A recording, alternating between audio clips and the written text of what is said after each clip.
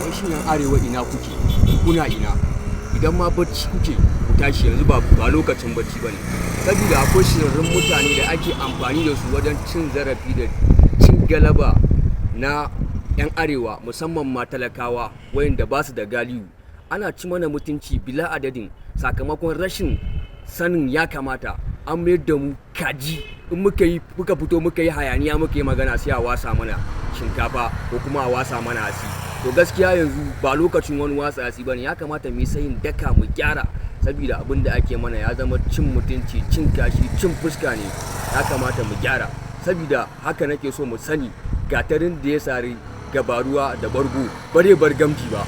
Jira. Yana can yana raban naira 50,000 bayan ya gama watsa mana shinkafa kamar kaji. Shehu Tulumbu ɗan shugaban ƙasa yanzu haka yana can Lagos yana raban naira 50,000 ga mutum 500 domin su farfado da kasuwancinsu a jihar Lagos. Kowace karamar hukuma mutum 500 kuma ƙananan hukumomi su 20. Kwanaki kalilan fa kenan bayan ya gama watsa mana shinkafa sannan aka ta rawa da shi ana cashewa a lokacin da ake ibada a watan azumi mai tsarki. Wai yanzu mutanen arewa har mun kai wani matsayin da za a yi mana irin wannan cin mutunci da cin fuska da tsakar rana? Idan kuka lissafa mutum 500 sau ƙananan hukumomi guda 20 ya kama mutum 10,000 kenan. To wannan mutum 10,000 kowa aka ba shi naira 50,000 ya kama miliyan 500 kenan baki daya. Jira. Ina allowance din da ya kamata a baiwa NYSC na naira 77,000? Ina minimum wage din da ya kamata a ce an saka shi a duk faɗin ƙasa naira 70,000? Sannan kuma wannan miliyan 500 ɗin daga ina ta fito?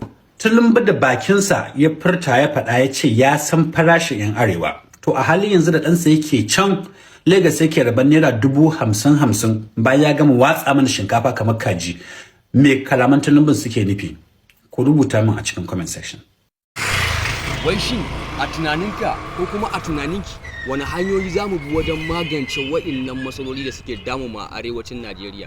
Ni dai a tawa tunanin mu yi kira ga gwarzo, son kowa cin wanda ya rasa, uban tafiya uban gayya, wato dan Bello da ya yi gaggawan taunawa ire-iren irinsu asiri.